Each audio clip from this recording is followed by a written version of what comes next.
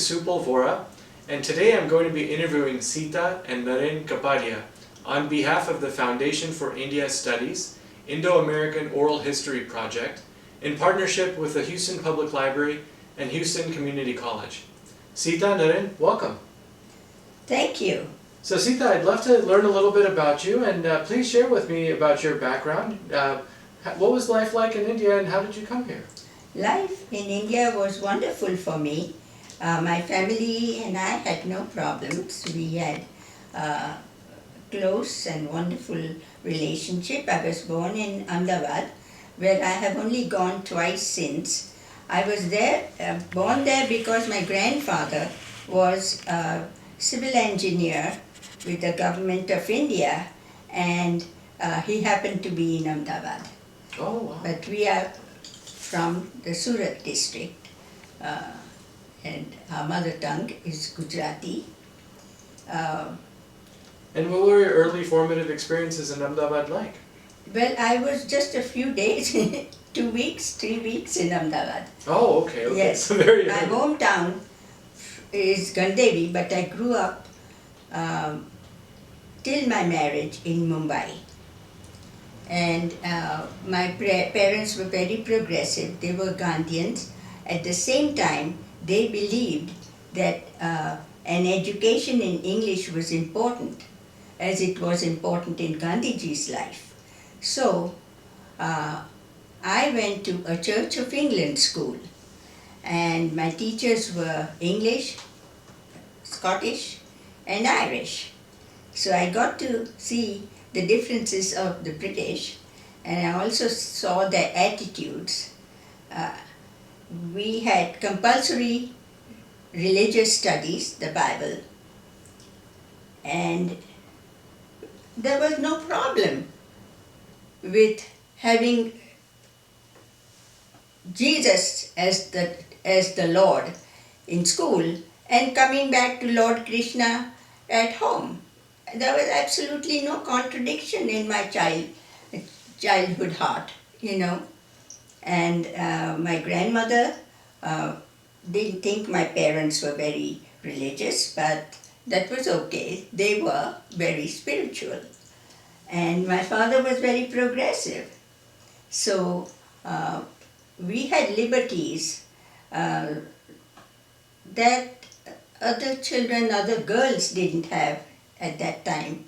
And we went to a hill station called Matharan, where not only I, but even my mother wore breeches and went on horseback. Oh, wow.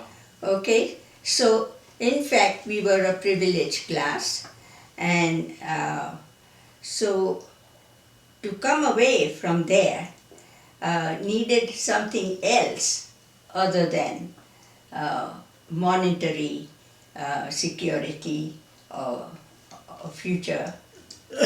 And it was really that we wanted to, well, it was Naren's decision, but we'll come to that probably later. Yes, when you yes. ask about Well, the rest you know, of the education. You know, so you felt empowered to study. Your parents were encouraging you to go ahead and proceed forward. Yes, Yes. always. And- In fact, my mother was a graduate and a double graduate because she had a degree in BA and she had a GD Art. Oh, wow. She went to art school, and in fact, I should tell you this because it's so unusual that when I went to college, my father said to my mother, "You always wanted to go to art school. You can go now." She said, "Me at this age?" He said, "Sure. What's the problem? You want to go? You go." So that's the kind of person he was. Wow. You know. So my mother, I don't know what age she was, somewhere in her 40s maybe, must be. That's when she went. That was very unusual in India. Yeah, very unusual. Yeah. And where did you go to college? I went to Elphinstone College and I did my BA there. Then we went to Singapore, came back, did my master's at the university, and I also did my PhD there. Oh. So I was lucky. Very rarely do humanities get All India University Grants Commission scholarship. Yes. And I was lucky enough to get it. So with two little kids running around, I did my doctorate. Wow. Yes, which was, hey, I was lucky. I had a mom to take care of the kids. And a dad who was so strict, he said, no, you are not going to break your discipline. You are going to go, because I couldn't do the work at home. I had to go to the university.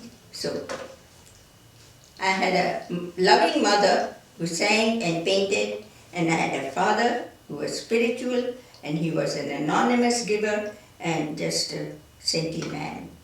How lucky can a person be? Wow, wow. Tell me. That's amazing. And Narenji, can you share a little bit about your early life in India and what it was like? My What about father you? was in Bombay in a diamond company. I'll show his photograph there. And I had my graduation Ferguson College in Pune. Oh.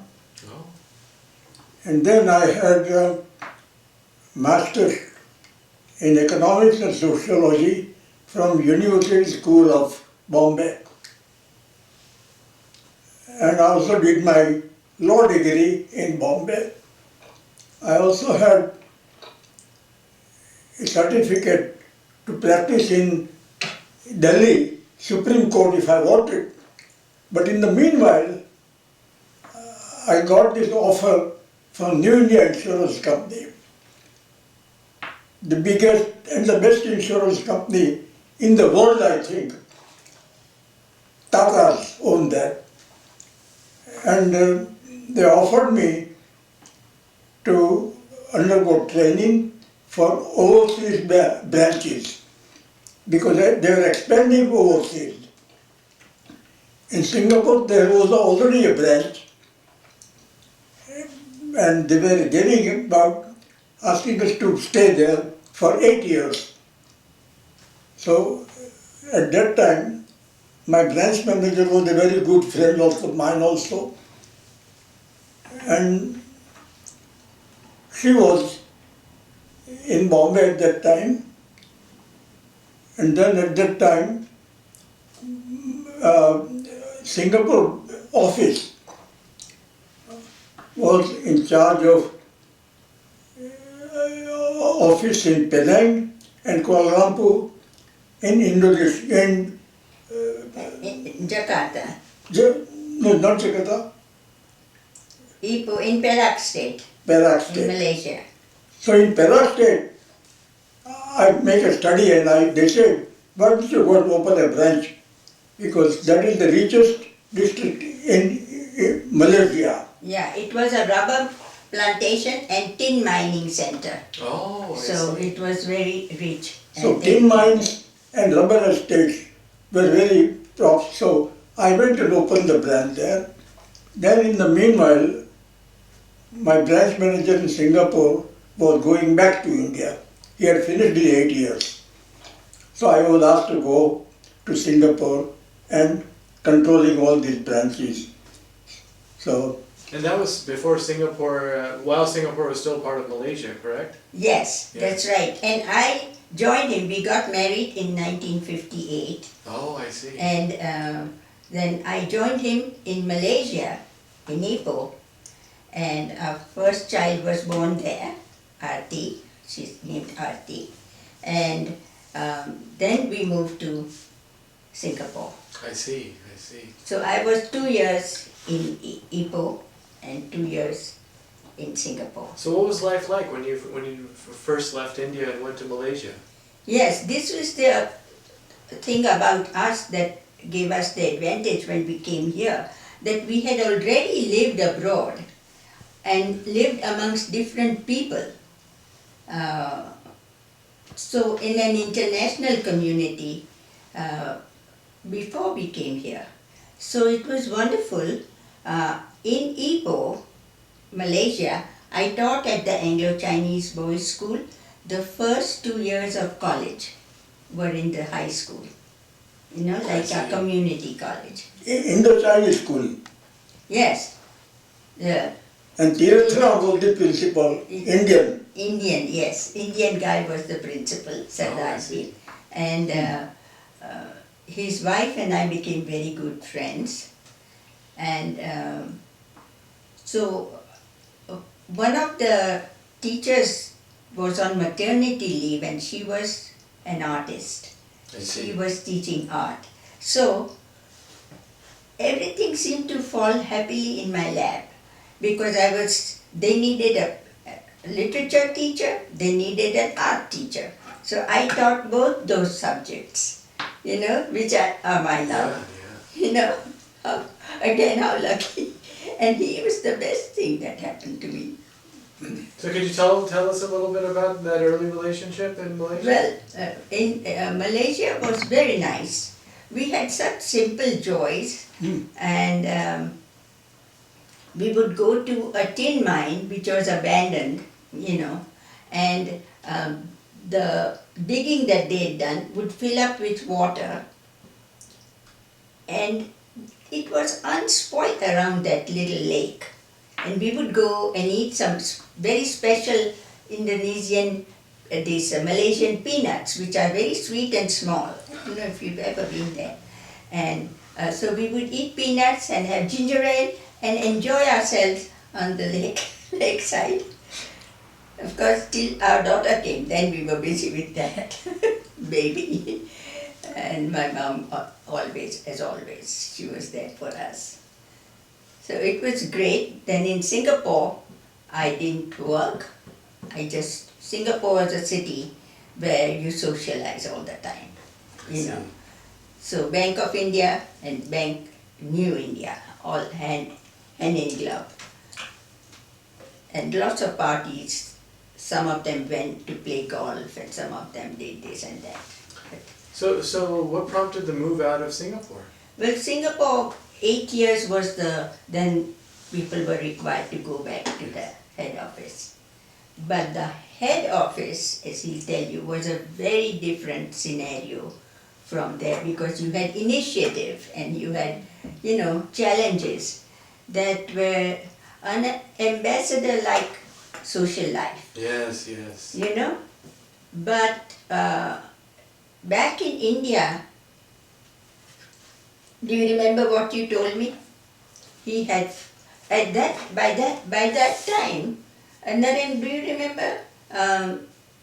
Insurance was nationalized. Yes. Yeah. So, at the head office, he said, this is not fulfilling because 4 cups of tea every day and just shifting paper, what am I going to, it's not fulfilling. Yes, yes. You see, we were not deprived people. Yes. But each person wants to have some kind of personal fulfillment. Yes, yes. And this was his reason for coming here because there were international companies here. And that gave us a preferential entry. I see. It was under, what was it called? The third preference? The first preference is a parent or a spouse, and then professionals that the country US needed. Yes. The professionals that the US needed. So I was not the professional they needed. At that time, it was said that professors were taxi drivers because there were no jobs for them. So the first thing I heard when I came here was, are you ready to drive a cab? It was crazy. But he applied. And he then tell them about your job in New York. And what year did you come from Singapore to New York? From Singapore we went back to India. That's when I finished my master's. He had promised me that I interrupted my studies to go to get married and go there. So he said the first chance I'll do everything to make it possible. Yeah. So I did my master's and my doctorate with the kids. I see. Wow. Wow. Yes. So how long were you in India after Singapore? We were 6 years. 6 years. Because our son was 7 years. Now, what was when that he came. transition like going back to India after having lived abroad for 8 years? It seemed very constricting Yes. because of all the social obligations and all the. I mean, we were living such free and we did whatever we wanted, Yes. and also very fulfilling. Yes. Yes. Because culturally I was always interactive, Yes. sharing our culture. I was so interested in at that time, in these Japanese flower arrangements and orchid growing and all that. I just loved the new experience, And of course in Ipoh I had even been teaching, so that interaction was great. But when we came to New York, when we went back to India, I was busy with the studies, but the social constrictions were there, and for him the fulfillment was not there. I see. You know. I see, yeah.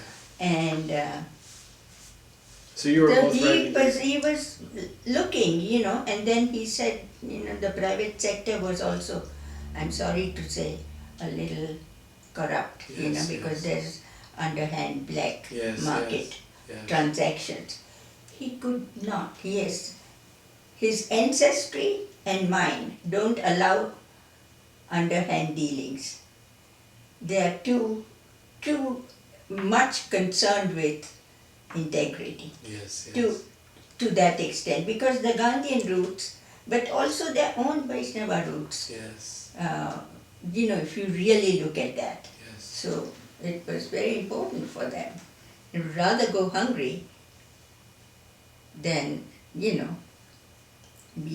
a Sudama than be rich and gain by somebody else's hurt. Yes. Yes. So anyway, this was he said, well, I'm going, and I was still doing my doctorate. So he came here. Say, Naren, when you came? 1970. 1970. He came in 1970. And he came by himself. And he came by himself. And my father said, he was 43 years old at that time. So my father said, to go as a student, as a young person by yourself, is one thing. But to have a family, to have comforts, and then still go there because you have a vision and you want to have a personal fulfillment, that takes courage. It does. It does. That's what my dad said to me. He says, Naren has courage at 43 to uproot himself from what is a given. He could have retired from Yes. New India and had a cushy life, don't do anything. Yes. Yes. Not much. Yes. So he came to New York by himself. Yeah. What was that like? Well, I had to be strong enough to think of the future for the children. So I of course stick to writing all the time, and also doing my work started with the insurance company. I was lucky because of my background. I got a good job in insurance company. Finally I was in AIG, which is the largest insurance company in the world. Yes. Yes. And I was asked to handle an account of General Electric, controlling all their properties and everything all around the world. Oh wow. They were paying $5 million premium every year. Wow. Yeah, that's a big account. Big account. And also, there was a sort of we don't want to have everything ourselves. So we had to reinsure some part of it on the safety side. And Swiss Re and Munich Re, two big reinsurance companies in the world, I negotiated with them and passed on some insurance to them. I see. So that is my job. But after that, I think I left AIG also, and I was doing a little some real estate work. Oh, okay. Yeah. Wanted to And that time real estate was very strong, and we built some homes and sold apartments and all that. I see. But after that, I said enough is enough. So we decided to move to Houston here. We have some friends who said, Houston has got everything what New York has, but it's much safer and cheaper to stay here. not so hectic because he was 63 by that time. I see. Otherwise, in New York, Yes. we had a house, beautiful house up on the hill, looking, when we see outside from a Statue of Liberty, the whole of New York in front of us. Oh, that's beautiful. It's a beautiful place. I have to tell you a romantic thing. Yes, yes. Yes. When we stood there up on the hill, on Staten Island, and looked out, and we see this Hudson Bay and Hudson River coming down and the bay and the Statue of Liberty, and the sun was coming down, it was sunset time. And he said, all this, and you too? This must be heaven. Oh, wow, that's so touching. And he has always told me, you are the poet. I am a prosaic guy. But who was the poet? Tell me that. And while we were there, our granddaughter was born in hospital there. Yes, but So- I have to interrupt because we had two children. Our daughter got married to a friend's son who was at that time working in West Africa. Oh, So she went to West Africa and then they wanted to, how the turmoil was. yes. I think he barely escaped from Nigeria because he was friends with the persons with whom the ruling people had Oh, come. I see. But they were all over. In fact, I had also been to West Africa with my daughter. That's another story. So they were relocating to the US. Our daughter, by the way, was the environmental scientist in the office of the Attorney General of New York, Oh, wow. litigating against violators. She was in the Twin Towers. She worked in the Twin Oh, Towers, it's the World Trade Center. World Trade Before Center. 9/11. So, For Attorney General. yes. Yeah. So I'm saying 9/11, the witnessing of that, because she was no longer working there, she gave up her job Yes. to go to West Africa. Then they wanted to go to a warm place, not a cold place. So Houston was the one. Any other place would have been okay, but they said he was going to be in business. Yes, yes. He is an actuary, but he wanted to be in business. So they relocated here. So when we came here, we had Mummy with us, we had our daughter with us, and our granddaughter with us. Our Wow. grandson was Oh. still coming. Wow. Now, I had not yet given up my job because I had not had 25 years there. So they came, he was in charge of the family, Mm-hmm. and I was going back and forth in the vacation and in long breaks. And you were still I would teaching. come back. I was still teaching. Then I took early retirement. But in order to do that, for 2 years I had to do the shunting back and forth. So well, And- before we go more into your time in Houston, I just want to go back to New York for a little bit. Yeah. So what was your, and one daughter was born in Malaysia, your other daughter was born? The other one was our son, was Your- born your in Bombay. Son was born in Bombay after you moved back. Yes. Gotcha. And so when we came here, our daughter was something like 12 12. and our son was 9. And your life as an early immigrant in New York, what was that like?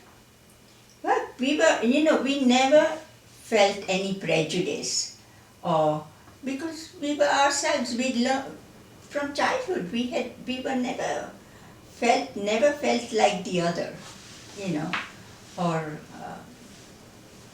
we never felt it because we were comfortable. I think it has to do with how you feel about yourself. If you are uncomfortable, you within yourself, if you are uncomfortable, then anyway anybody looks at you makes you feel self-conscious, isn't it? Yes, yes. So never bothered us, and the children. Our daughter was quite advanced, so we had to make that decision whether to put her with socially compatible kids or academically compatible kids. Yes, yes. You know, but then the teacher said she is a good student and she'll be bored if she is with the the kids who are socially her equal, because she didn't know about all this boy-girl thing, Yes, and this middle school is full of that already in the US. She went to a girls' school like I did. She went to my own alma mater. Oh, wow. Yes, Queen Mary's. I went to Queen Mary's in Bombay. So they put her up in that grade, and she was a little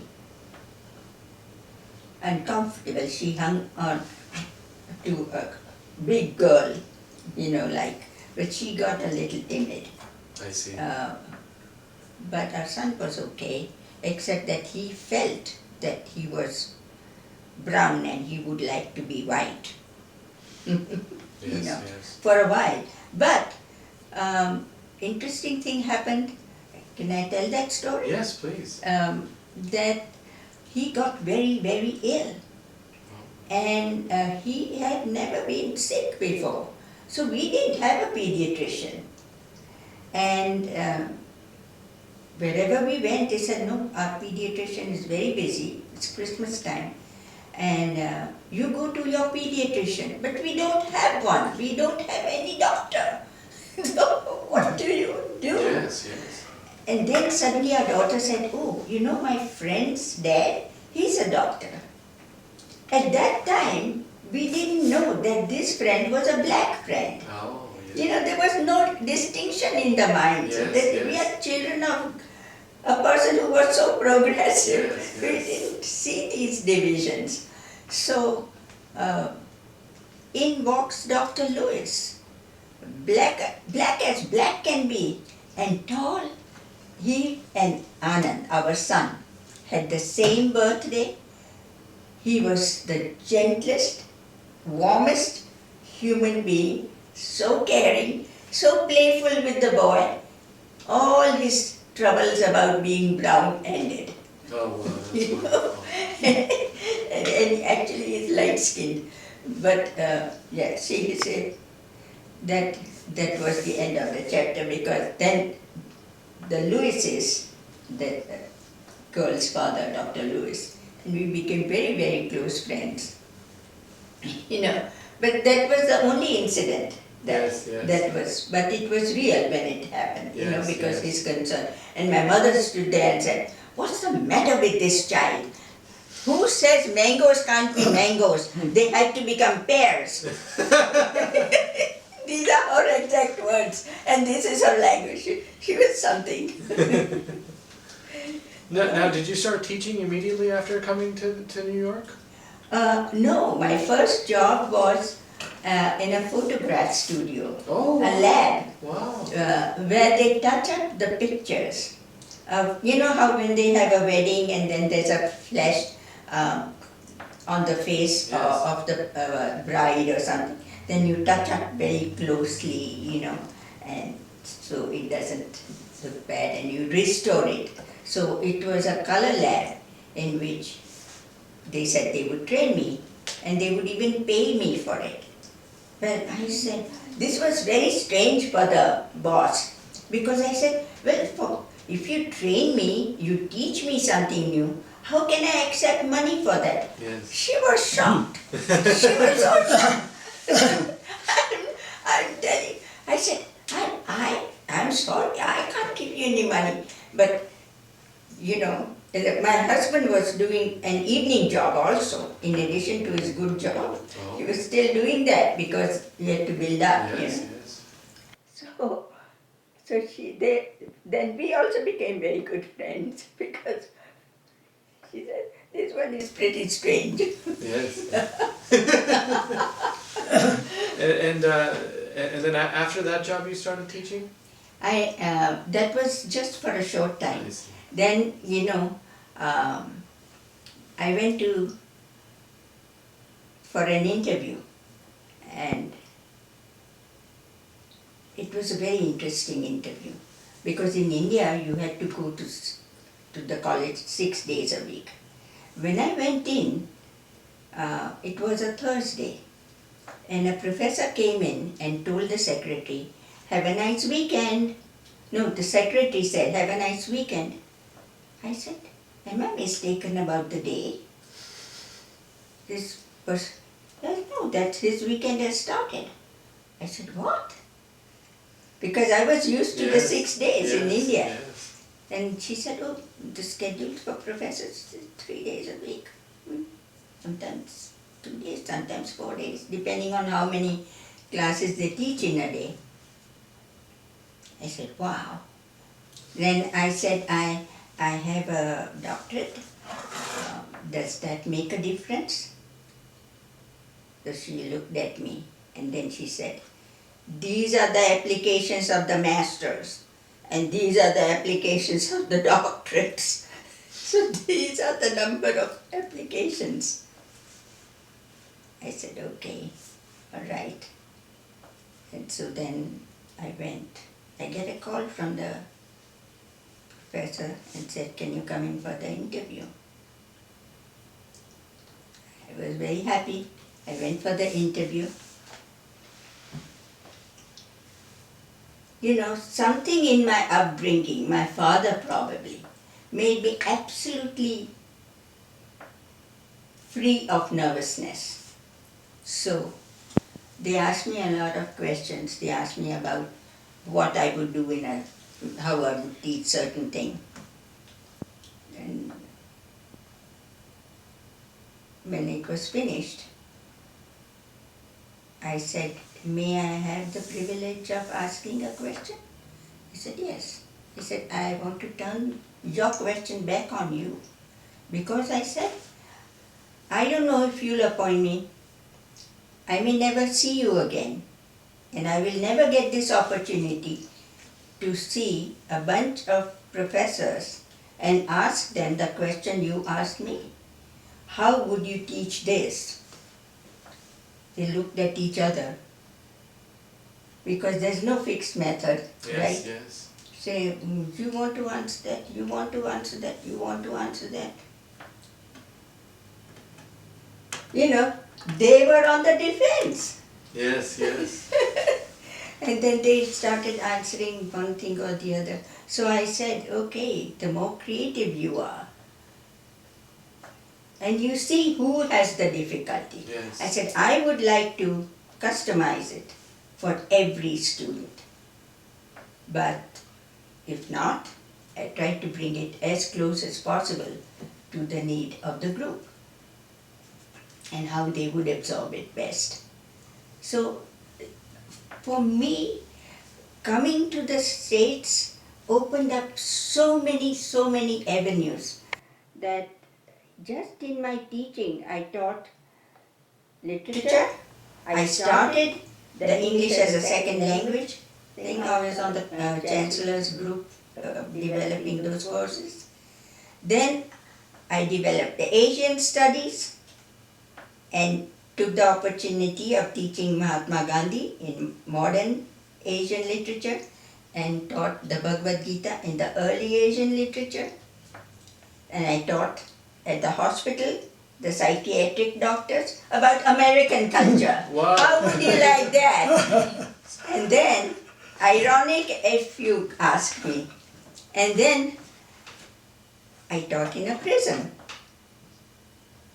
You know, it's been just so they say if you want to learn something, teach it.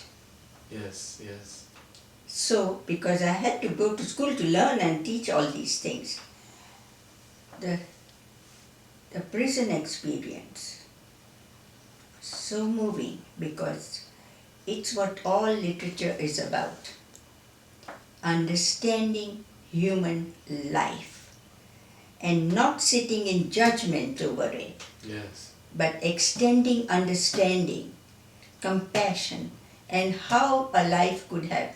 Every student who confided in me, because literature, creative writing gave us the chance to write it from the heart, and they were writing their stories. You can see how hungry they were, how they were trying to help a parent who was sick and taking care of small children, and they did desperate things, Yes. and one thing led to another. You really have to talk with the person, and they have to open up to you to understand compassion. So with all these things, hey, by the way, while I was doing my doctorate, I was also teaching Chinmay mission classes Oh, really? with Balviar, and I also went and did batiks. So my family said, she is nuts. She has kids, she's doing her doctorate, she's doing her art, and she's also running this Balvihar class, for which she has gone to the those schools that are government schools. What do we call them in India?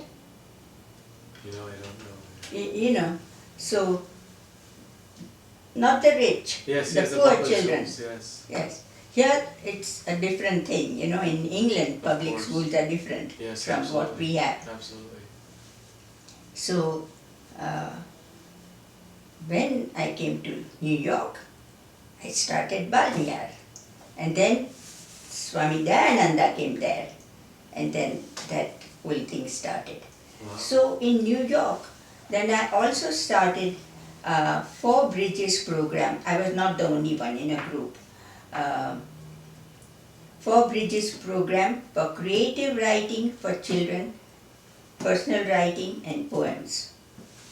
For all this, and I don't want to boast, okay, but this is for people, other people to see, and Yes, my yes. children's children and grandchildren who won't know me personally.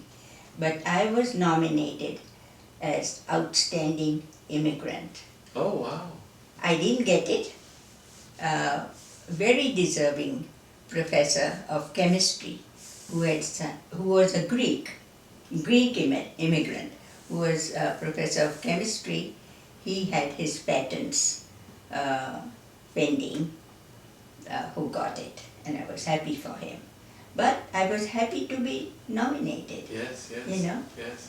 I was very happy because namage dodatu ave, Yes, yes. like that.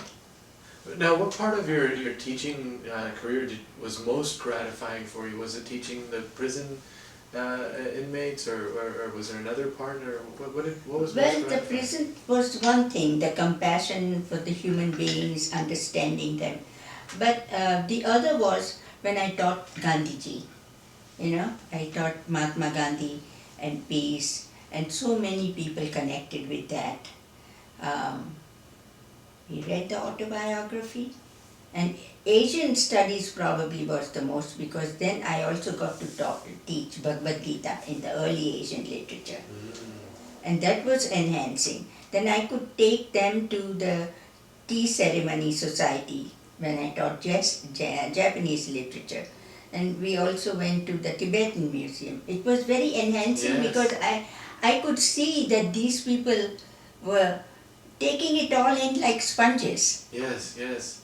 People get very closed-minded if they are never exposed to these things.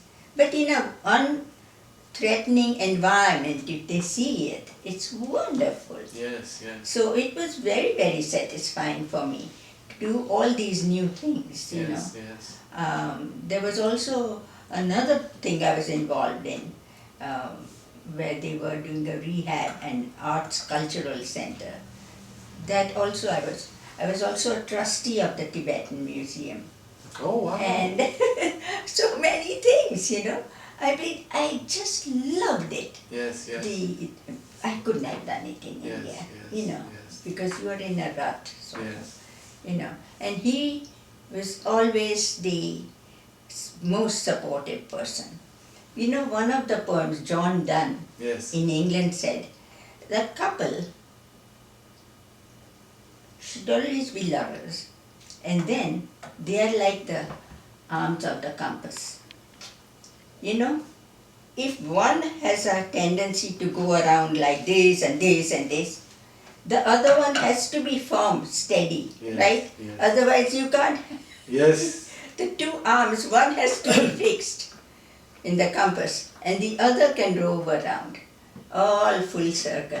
So he's the steady one and I'm the roaming one. Did you become an American in New York? Yes. So what was that experience like, becoming a U.S. citizen? At the time of the swearing in, it's very tough. It's very moving because to give up, you know, it's like, can you choose between your father and your mother? It's tough. You can't do that, yeah. You can't.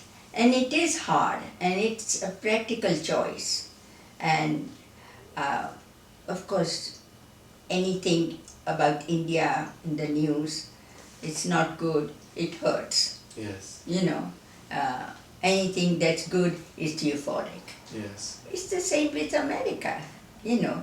But over here, it was not spontaneous, it was cultivated. Yes. But there, it's good or bad, that's my Yes. home, Yes. it's my mother. Yes. We call it motherland. Yes. The Germans, you know, they call their country fatherland. Yes. By the way, I had a German aunt. My mommy was German because my uncle was studying in England, Oh, yes. and really? so he Wow. married her because she was being pursued as maybe a spy Oh. during the war. So he, as an Indian Commonwealth citizen, if he married her, then she was his wife, she was okay. Wow. Wow. So, but I remember her face when the war was lost. It was like a white sheet. But so coming to Houston, Yes. What was that? you know, like? I want to say one thing about he had a job. He had two jobs to start with in New York, right? And after a whole day at the big company, he had a small job doing the tallies on the credit card company. Mm. And at night, in the cold weather, he climbed up the hill from the bus station to our home. Oh, wow. Wow. He did that. He never talked about it. But Oh, that was yeah. tough. The weather is something that was Yes. tough for us. Yes. Cold weather and raking the snow and Yes, all it's of not an that. easy adjustment. Yes. Now, what And- year did you move to Houston? In Houston, we came in 1990, but I was still working there. Yes, and you were shuttling back and forth for 2 Yes, years. for 2 years. So what and was that then- experience like when you were living part-time in Houston, part-time in New York? How did you like Houston? I liked Houston, but of course we lived on the hill Yes. and we'd been going to all the hill stations in India. Yes. And I came and said, it's so flat, it's so flat, it's so flat. Oh gosh, it's so flat. But then it was greener than I imagined. Cowboy Yes. country was very barren.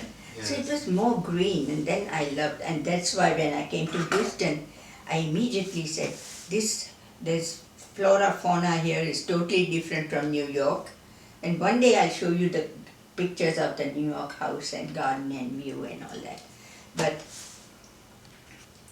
so I joined the Houston Agricultural Extension Service course, and I became a master gardener because I'm an eternal student. And he's always been encouraging, Then je karu hoye te kar, because he knows that it's a losing battle. So that then I continued the Bal Vihar here. Oh, I see. Yes, so there's a question somewhere about culture. Yes. So we were retired, but I did teach.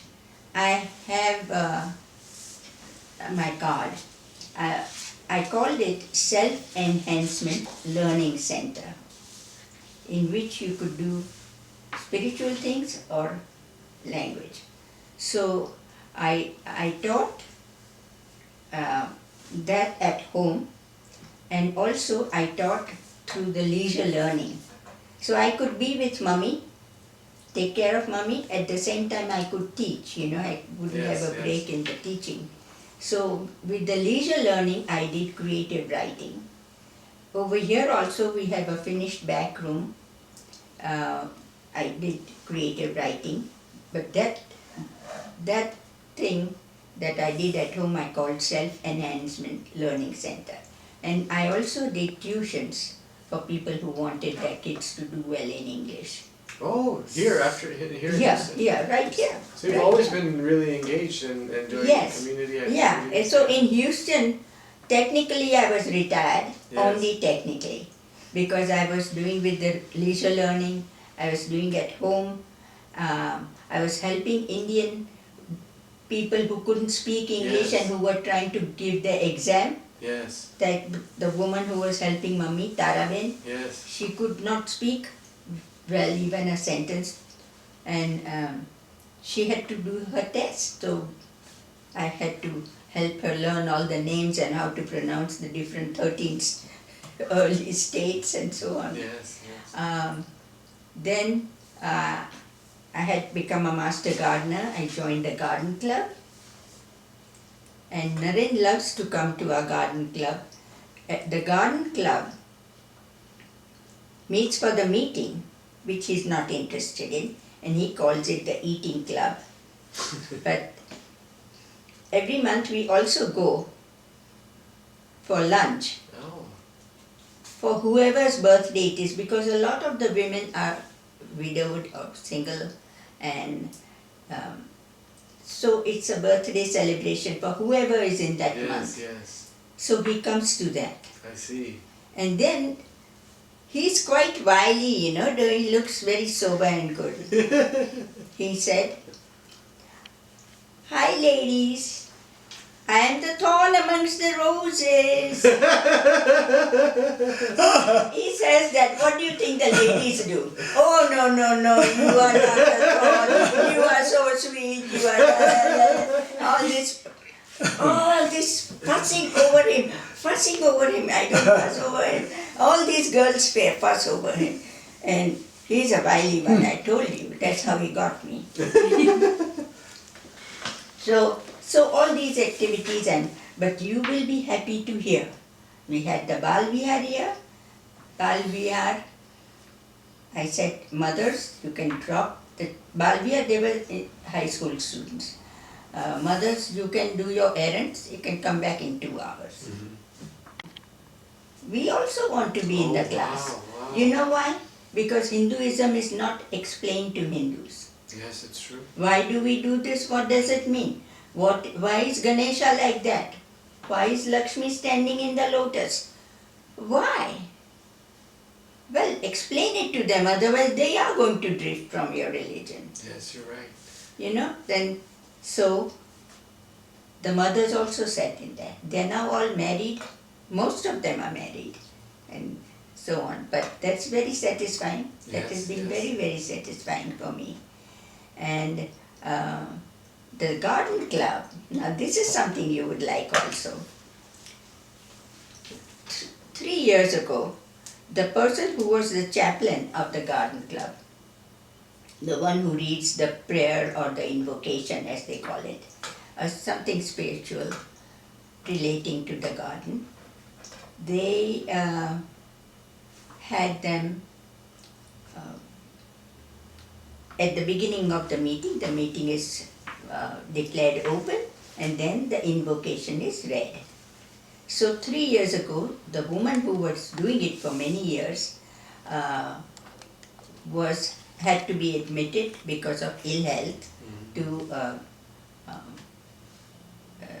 a facility where they tended people. And so they asked me to, if I got a call saying, would you mind being there? Nobody wants these jobs, they want to all enjoy, have the food but not do the jobs. So would you mind doing the invocation every time? I said, would I mind it? I would love it. And now they love it, and I use these symbols like the lotus and all that, because I write poetry, and some of my poems are published in there. So I get to read my poems at the garden club. Wow, what a blessing. So it's wonderful. Yes. And that helps me do it, Yes. Now, another thing before we close, I want to say that Naren has been always very supportive. And I went on sabbaticals, and while I was teaching Gandhiji's autobiography, my student said to me, his wife seems very interesting. We never heard of her. What was she like?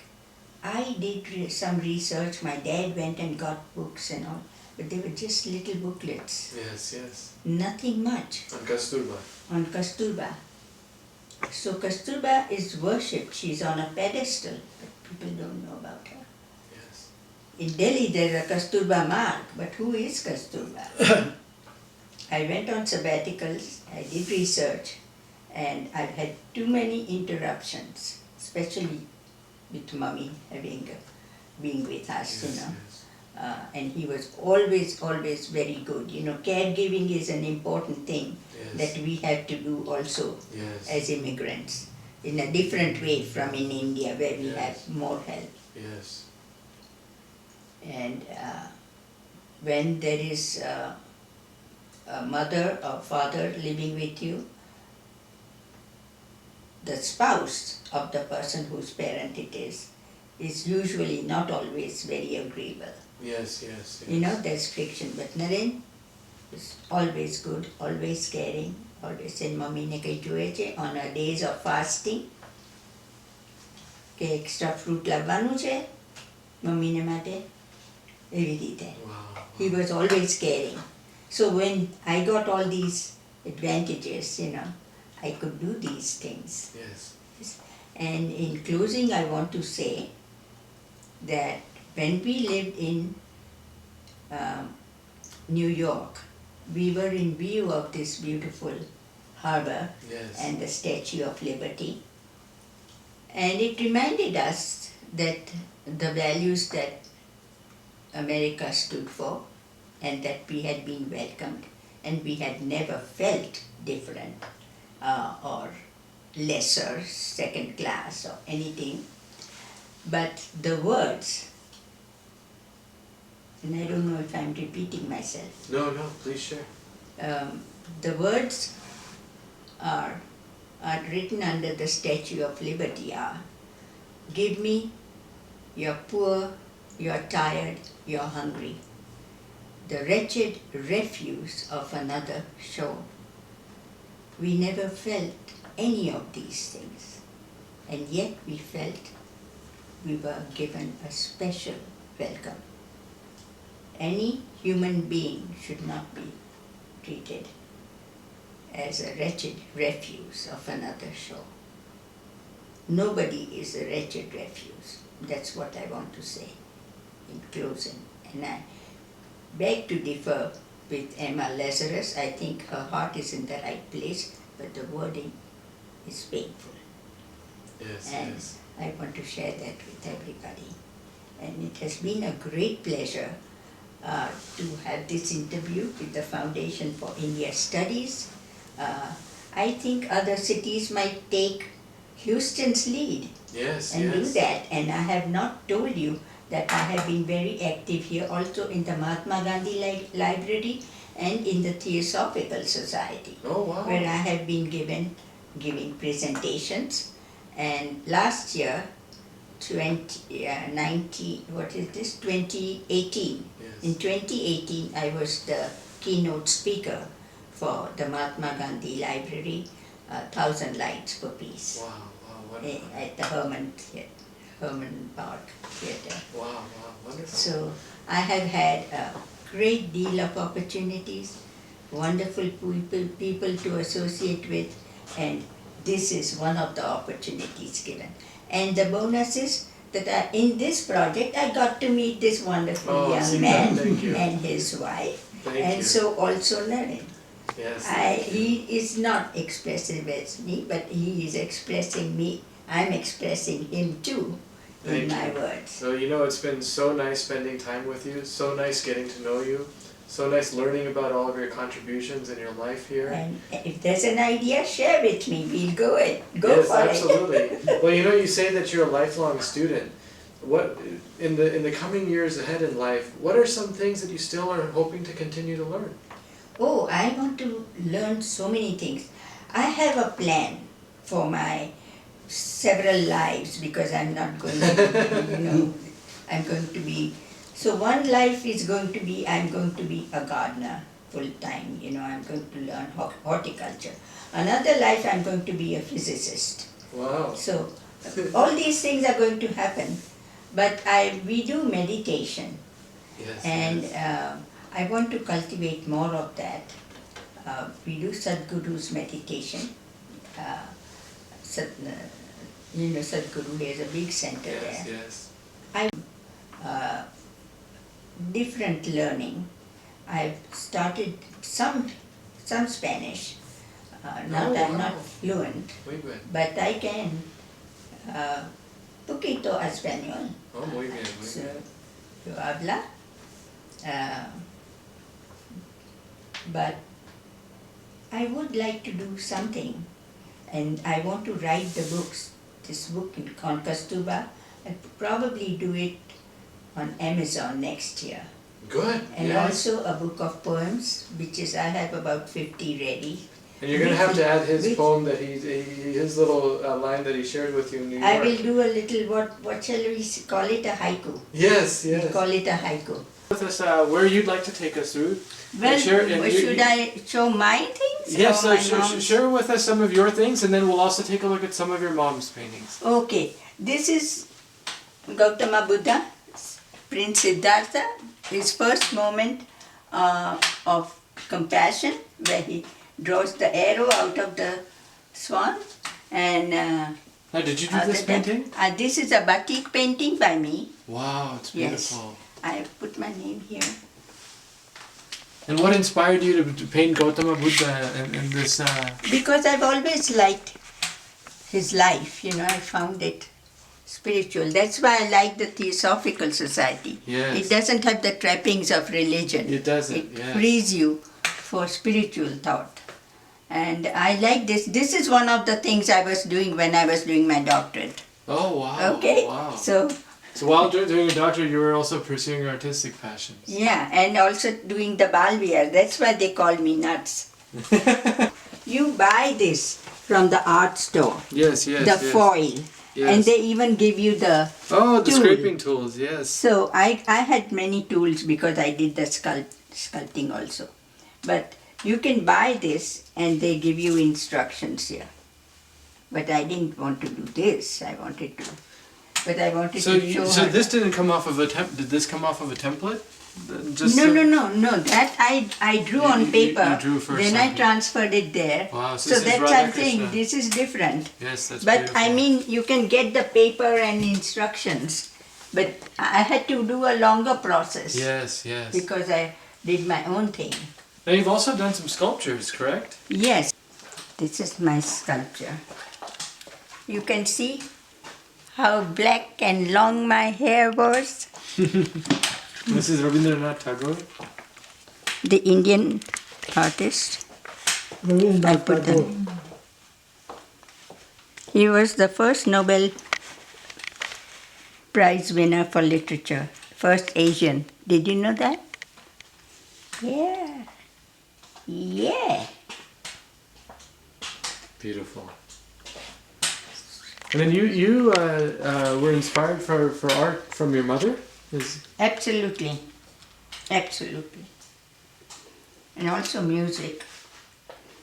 So would you mind sharing some of her work that you have here in your home? Yes. This is the one I want to share most of all. This is what she painted for her mother when she was only 16 years old. Wow. Radha Krishna on the swing. This is Radha Krishna. We pray to them. It's the universal spirit, universal soul, and the individual soul. When they come together, how beautiful it is. Isn't it? It is. And all of nature is in harmony. Because the universal soul and the individual soul are together, like one. Now here's the surprise. This is my daughter's. Oh, wow. That's beautiful. So your kids have also taken a part? That's also my daughter's. Oh, that's beautiful, yeah. That is mine. And that is also my daughter's. I wish I had something of my granddaughter's. People to appreciate. Yes, absolutely. Of good over evil. Ginza artist. We were walking along the Ginza. It was cold weather, winter time. And he said to Naren, I want to make a sketch of your wife. It's okay? He said, yeah, sure. So that's a Japanese artist, 1959, January. Wow.